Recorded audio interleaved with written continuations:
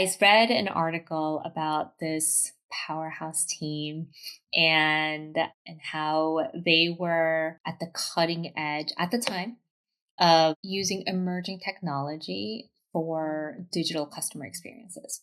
And in beauty, there really weren't that many examples of how you would use AR or AI to make shopping for beauty easier. So I Mhm. was absolutely inspired by this all female team, very small, at the cutting edge of shipping out these digital experiences quickly.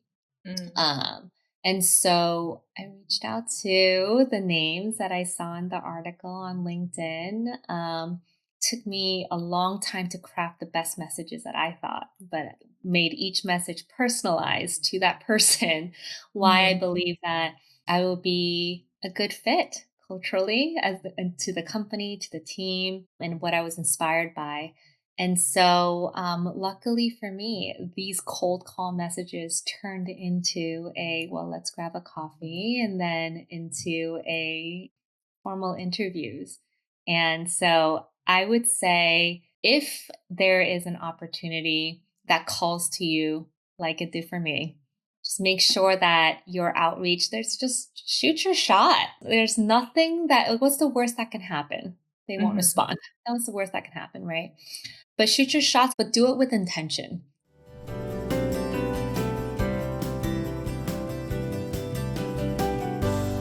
My guest today is Jennifer Stokes, a senior product executive who've helped shape how brands like Sephora connect technology and retail experiences. But what's equally inspiring is how she's navigated her own evolution, from building systems and teams to rethinking what fulfillment and impact mean at every stage of her career and in life. We'll talk about those inflection points, the moments where she chose to grow, shift, and redefine what comes next. Jennifer, thanks so much for your time. Thank you so much for having me. And usually in my podcast, we start way from the beginning. What was your childhood like? Oh, um, I had a really fun childhood. I'm one of four. I'm the eldest Mhm. of four, so younger sister and two younger brothers. So it was always a very busy household. And I also lived with my paternal grandmother as well. So it was just a Oh. busy house. We had two dogs, we had three generations, lots of great food. My parents both worked full time jobs. And so from the very beginning, we were all instilled with that sense of commitment and follow through and knew how to develop our independent skills from the very beginning. But it was always fun. I was born in Long Island, so in New Mm. York, and then moved to the suburbs of northern New Jersey, and it was a very different experience from Long Island to Queens to Closter, which is just a small town in Bergen County. And our only claim to fame, or one claim to, was it served as a scenic backdrop to The Wolf of Wall Street, the movie. And Oh, nice. so it was just a fun place to grow up and very safe. I walked back and forth from school and marching band practice and track practice. And it was such a community feel to the place. And being one of four, there was a lot of delegating and managing in the house because I was the eldest. Um, Coordinating after school activities and all of that for siblings, whether I wanted to or not. It just kind of happened. And I will say that I'm probably the most organized out of my siblings now. And it's just become a part of my personality. Mhm. Yeah. Track, marching band. Did you Yeah. kind of start thinking about what do I want to be when I grow up? Oh, definitely nothing in the musical space. And definitely nothing athletic. When I was younger, I wanted to be anything from a ice cream tester to a food critic. And Oh. then the more serious career that that I aspired for was to be a journalist. I Mm.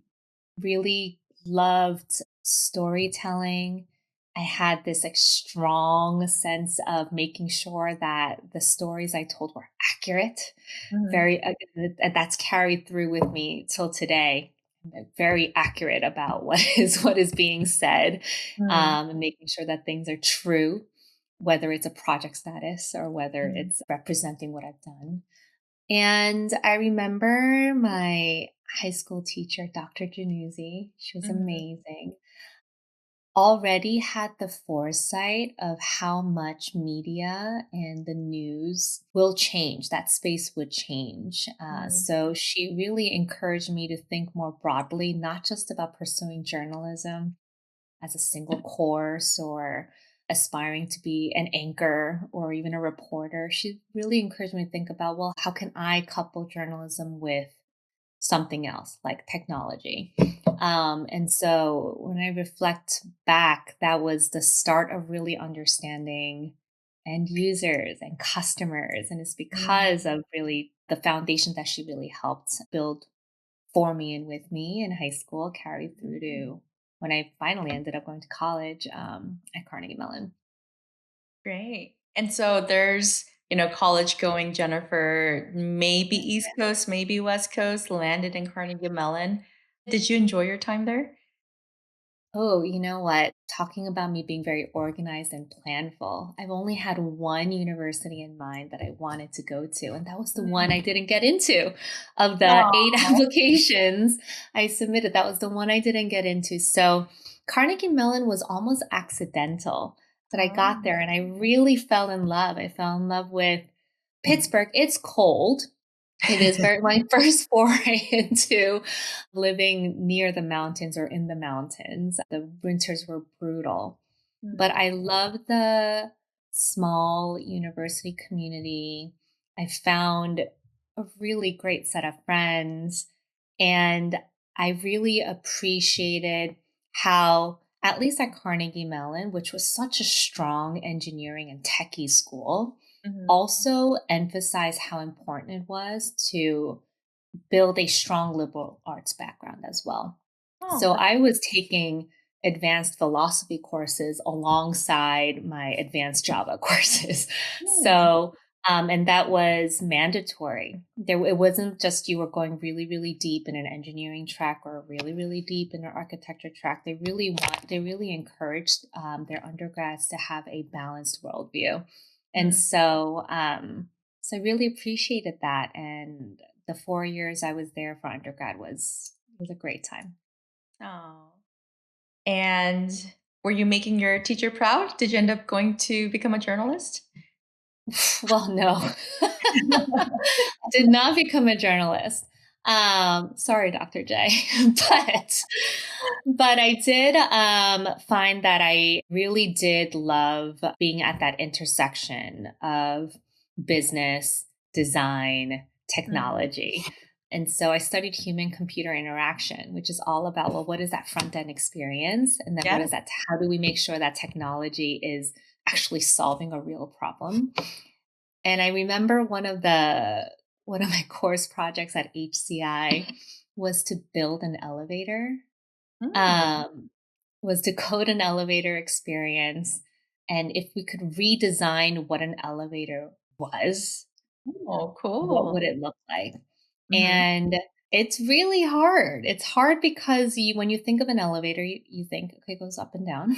mhm. And so we were really challenged to think outside that box. Well, could we redefine what the problem space is? Well, if we were trying to solve, or what are we truly trying to solve? We're trying to solve how people were moving from place to place. Maybe they were carrying something. Maybe they were Mm. impaired. Maybe they were not able bodied. And so there was just lots of different ways to dissect the problem and then come up with what that alternative solution is. And so that start of design thinking was fun. It was a fun place to be. It was a fun way to use my brain to problem solve. And everything that we did in that particular course was in a group. Yes. Oh, man, and so, having all of these learnings in college, how did you think about your first I guess, job out in the world? I had classmates who were in the same cohort graduating class Mhm. who already knew how they were going to change the world. But I was still looking and I was still very open and Mm, open minded. And so I was pursuing roles that were part of companies that already openly invested and they committed to investing in a lot of training and mentorship. mm, I ended up in a company that offered a 2-year leadership development program.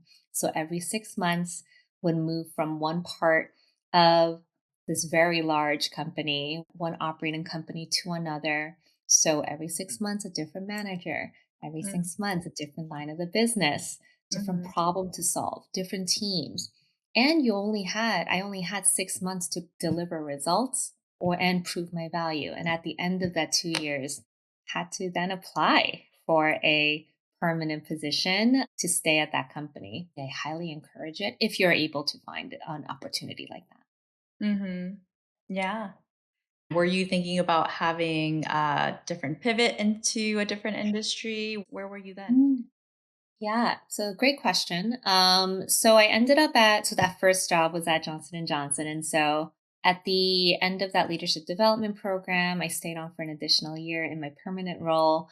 And by then, I already knew that I was itching for a postgraduate experience. And so the one experience I didn't get to have at Carnegie Mellon during my undergraduate years was a study abroad.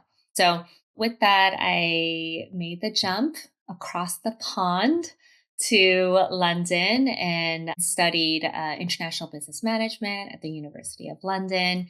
And while I was there, I also had a full time internship at UBS Mm, as a wealth management firm.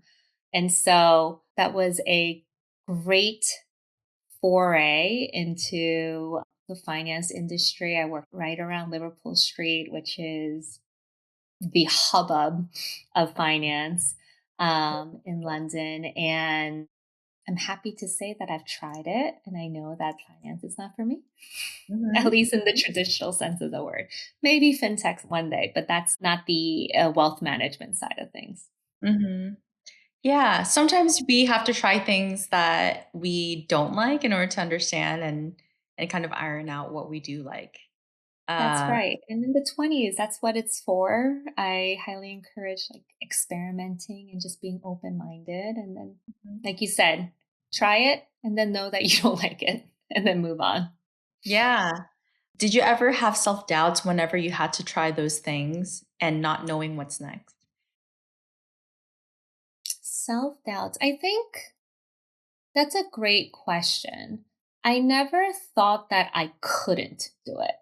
Mm, And the feeling of adventure and knowing what I would at least hope to gain always outweighed the little voice of, ooh, this feels risky.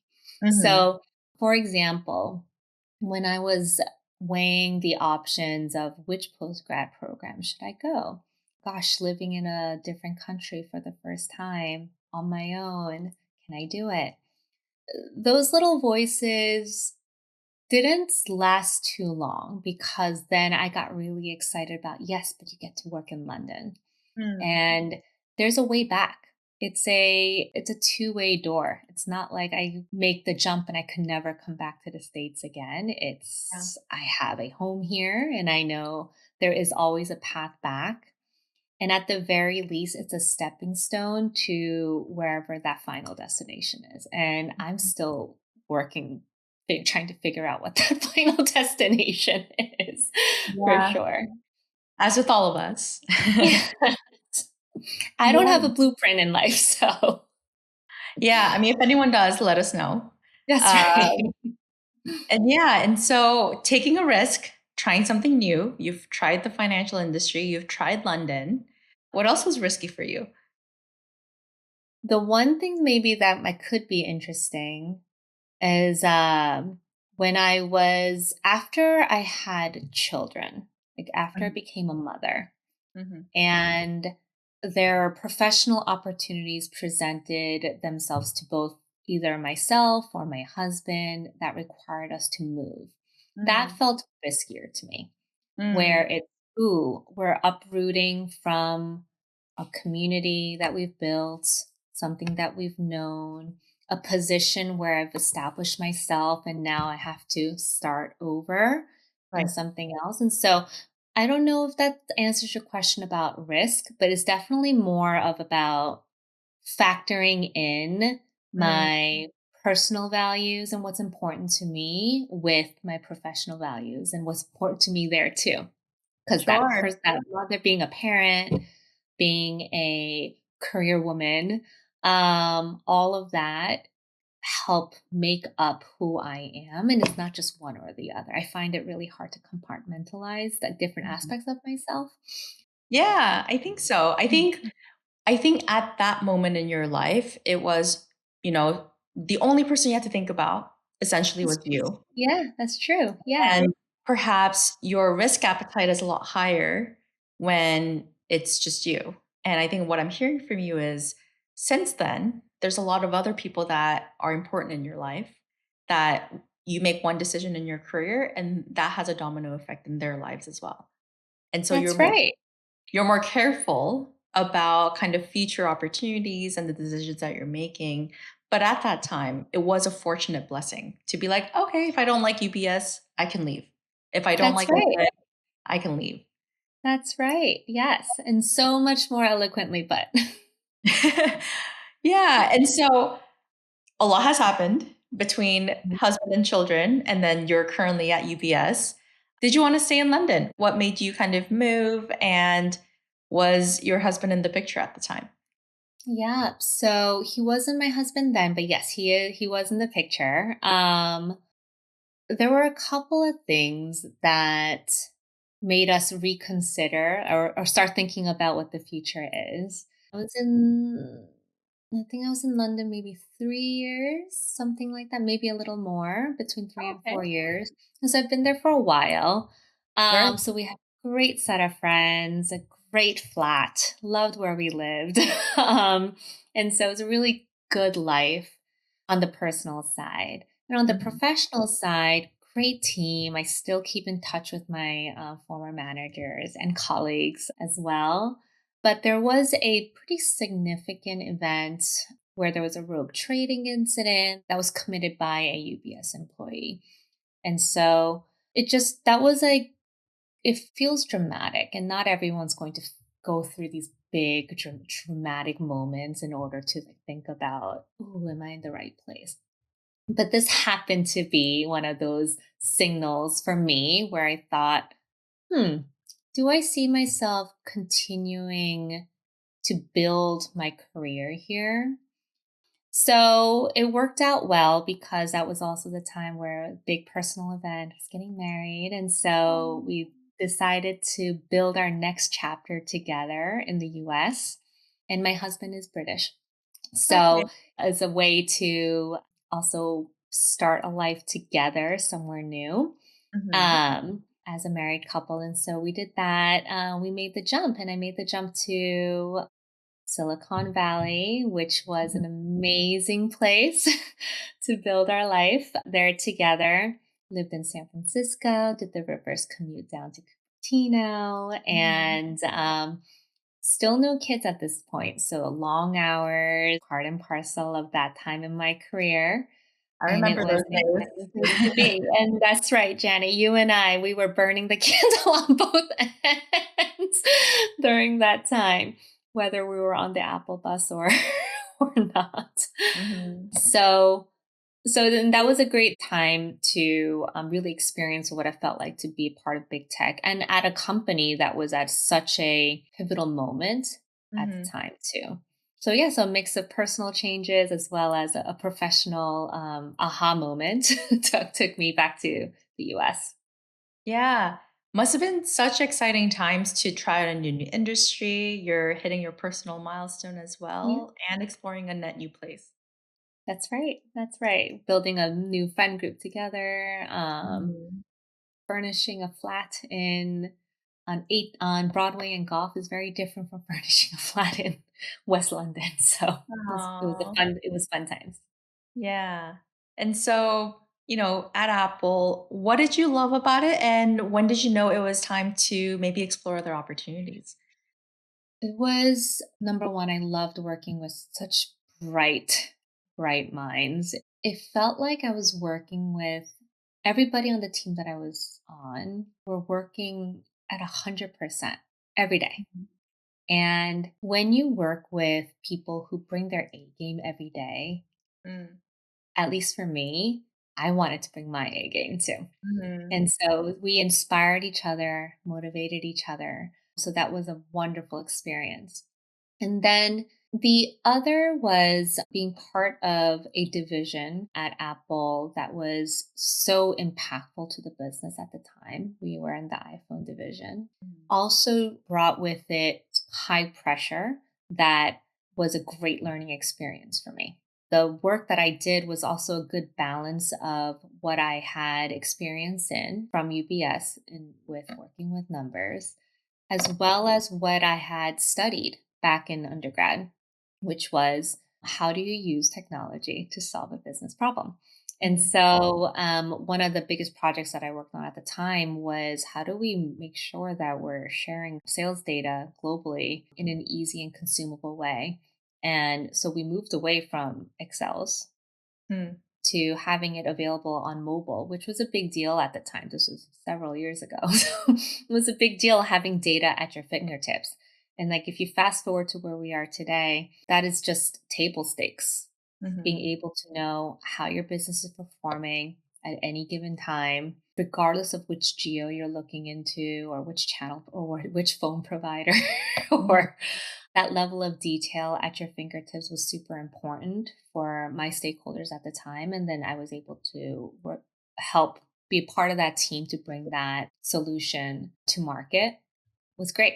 It was shipping products quickly and then making sure that you're realizing value quickly. Yeah. And Yes. And so, not to age us, but that was over a decade ago. oh my God. Oh. And so after that decade, did you stay in Cupertino slash San Francisco? What happened next? Yeah, and so my husband was transferred to a different location, and so we moved to the East Coast, and I was able to stay on with Apple in a remote role, which was unheard of at the time. Yeah. So this was pre-COVID, as you said, it was a decade ago. Um, so it was great, but I did crave that in-office experience, especially given the team that I was on was so close knit. I did miss that. And so right when it's funny how the universe kind of answers and presents opportunities. As soon as I started thinking, "Oh, hmm, I wonder what's next for me." That was when L'Oreal came knocking. And Mm. so they were building out a store digital team Mhm. for a brand that had a really strong brick and mortar experience. And so this was the first time that I even thought about being part of the beauty industry. Like Mhm. Apple, yes, I understand retail. I understood omni. But I didn't really know beauty. And so I have to say it was a bit intimidating. We think about we're talking about weighing risks and trade-offs. I wasn't sure if I fit in with what I thought was the ideal candidate of the beauty industry, but I was excited for the opportunity to build something that didn't exist. I was excited about how important this store digital strategy was to L'Oreal as the parent company. And I was excited about the opportunity to build something for one brand that can then potentially be used for all other brands within that Mm. portfolio, the L'Oreal portfolio. And so it was one of the easiest yeses that I've ever Mm. given. And so I worked in the New York office. Again, really great team building experience. I still am in touch with the team that I work with at the time. Oh. And my manager at L'Oreal was also the first person to give me a recommendation for the role that I received after. So she's it's if I reflect back, I would say that at every step, at every junction, and at every change, being able to lean on a team who will celebrate you and help support you in as you step into that next professional chapter is huge. And so for anyone who's worried about, oh, will my team support me if I leave? If you're in the right team, they would. They want Mhm. you to spread your wings and do more. And so, and I've been very, very, very lucky in that respect. Mm. Yeah, I mean, that's very true. And I'm sure it's always about giving back as well to the next That's generation and the right. people in front of you. And it seems like beauty stuck. You're still in beauty. How do you feel I about am. I that? am. I I love being in the beauty industry. And a big Mhm, part of it is because the beauty consumer is so open to testing and so tech savvy. And so it's not just about that beauty product at the end of the day, it's how that beauty product was messaged and mhm, marketed and personalized. And how did the customer even learn about it? And so being on the tech side of this industry has been incredibly rewarding professionally. I have to talk about the people again, everybody that I've met along the journey in the beauty industry, my current team, my current manager, previous managers, previous teams. We all share that same passion for that beauty consumer, making sure that we're making beauty accessible for all. And that technology plays a big role in that. But I am very excited about the opportunities that tech has in the beauty industry in the short term, too. There's just a mhm. lot more that we can do. Yeah, I don't think people realize whatever we just take for granted these days when you step Yeah. into different retail stores, how easily your online experience transfer over to offline and vice versa, and how all of these insights about you, your purchasing habits leads to more recommendations by the person in front of you, but also after you leave the store. And so I think, again, it might age us, but there was a time where you didn't really have that seamless experience. And it seems like that is an experience that you and your team were able to cultivate, not only at L'Oreal, but the next place you went to. That's right. That's right. I mean, it's really interesting too because it's not just the beauty, it's retail in general. Like I look at there was a moment in my life a few years ago where I was just in renovation central. And so I would go to Home Depot and Lowe's and like and even though I was a customer in the moment in time, I was incredibly impressed with that omni-channel experience. And even now, where I no longer have to go to Home Depot 3 times a week or whatever it was that I was doing Thank at one goodness. point, thank goodness, or the paint store or whatever. I am a very accepting and sympathetic customer when I receive like marketing messages still or invited back to whatever store event because of some product that I had bought like many moons ago. So I think that whether you're in beauty or whether you're in home improvement or whether you're a big box store, where we all learn from each other and how we can make sure that we're delivering that best customer experience. As cheesy as that sounds, like we learn the most from adjacent companies, I would say, like not even our direct competitors, but I look at whether it's a Costco or whether it's Home Depot or whether it's a Walmart. I learn a lot from those digital experiences in addition to what we're doing in beauty retail. Yes. Yes. Speaking of maybe other places, Mhm.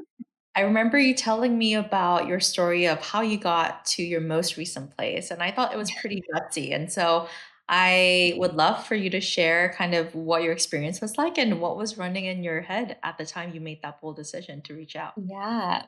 So I read an article about this powerhouse team and how they were at the cutting edge at the time of using emerging technology for digital customer experiences.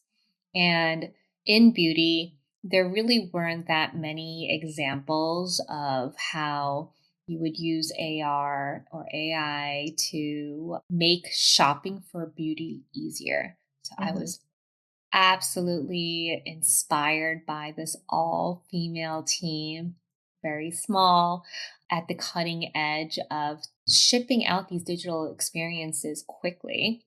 mm, Um, and so I reached out to the names that I saw in the article on LinkedIn took me a long time to craft the best messages that I thought, but made each message personalized to that person.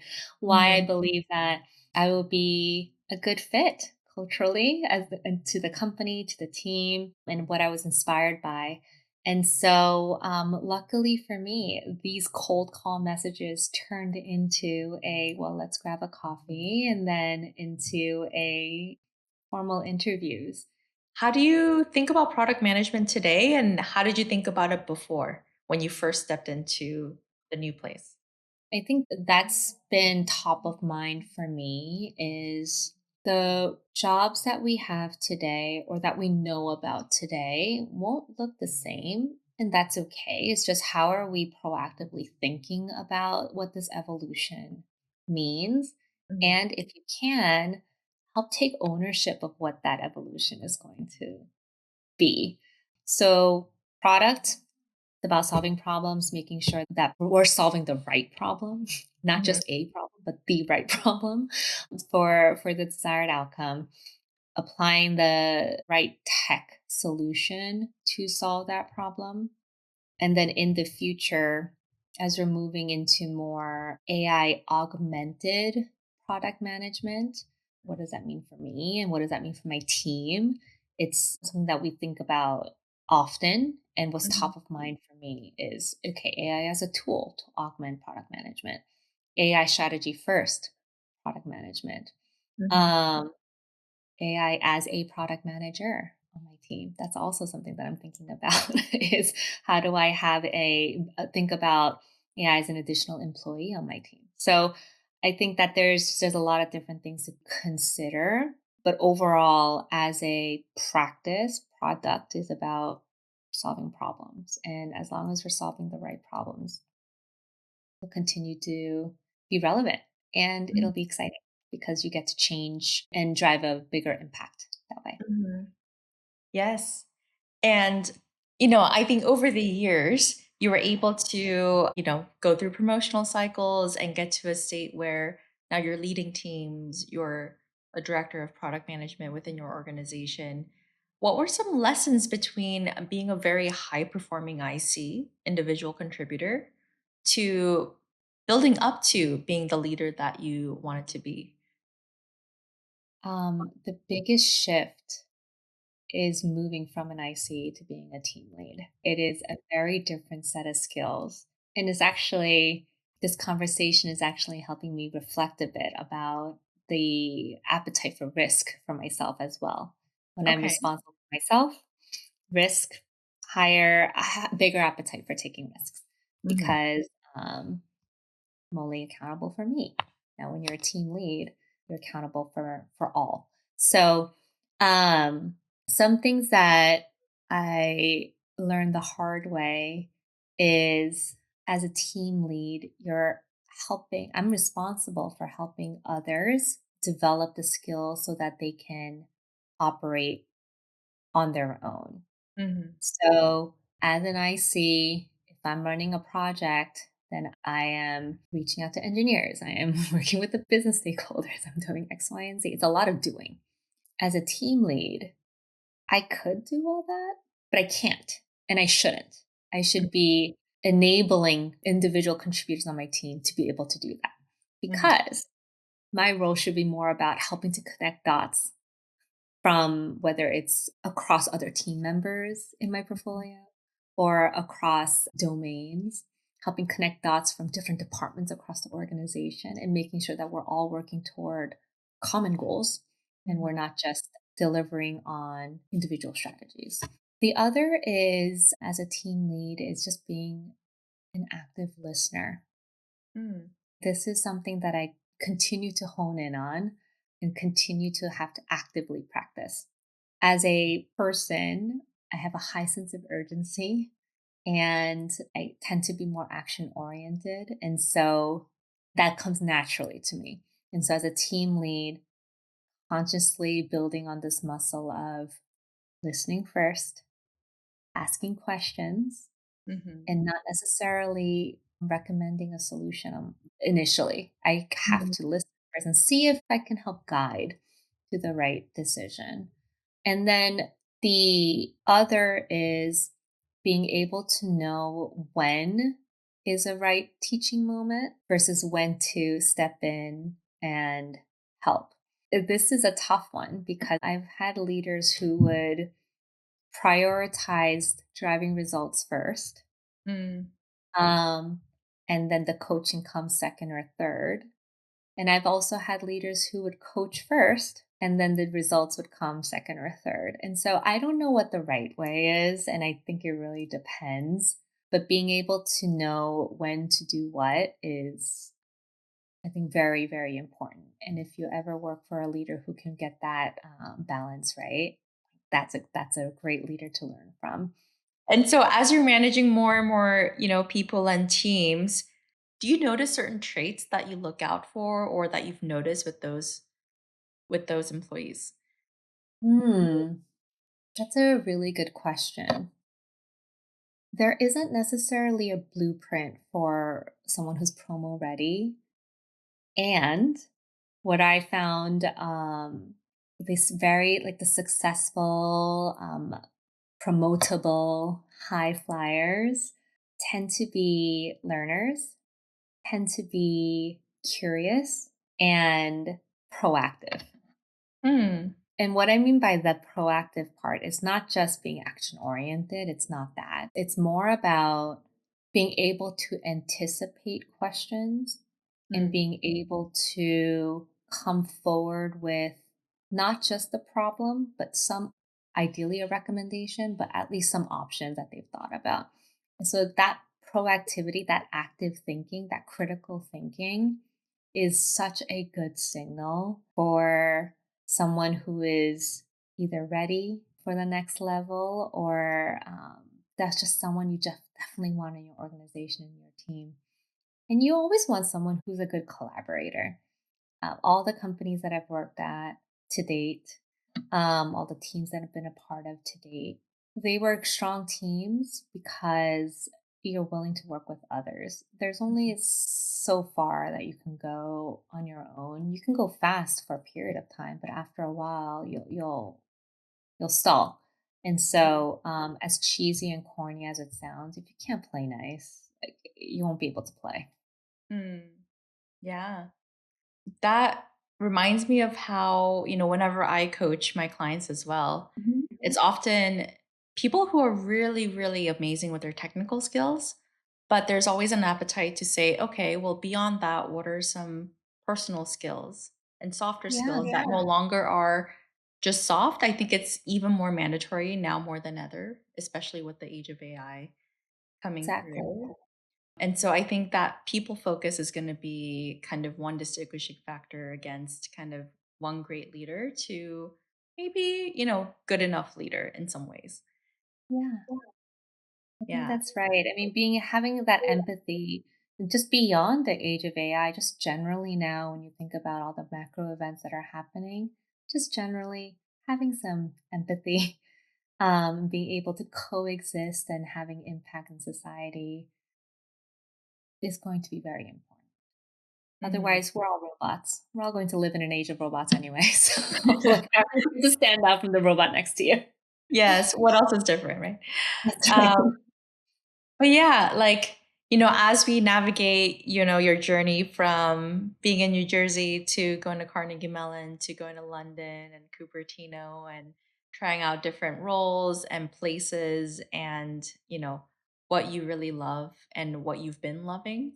There's a lot of people that are thinking about career pivots at this moment. And so if there's Mhm. anything that you want to share as kind of last advice or kind of your point of view based on your journey, what would that be?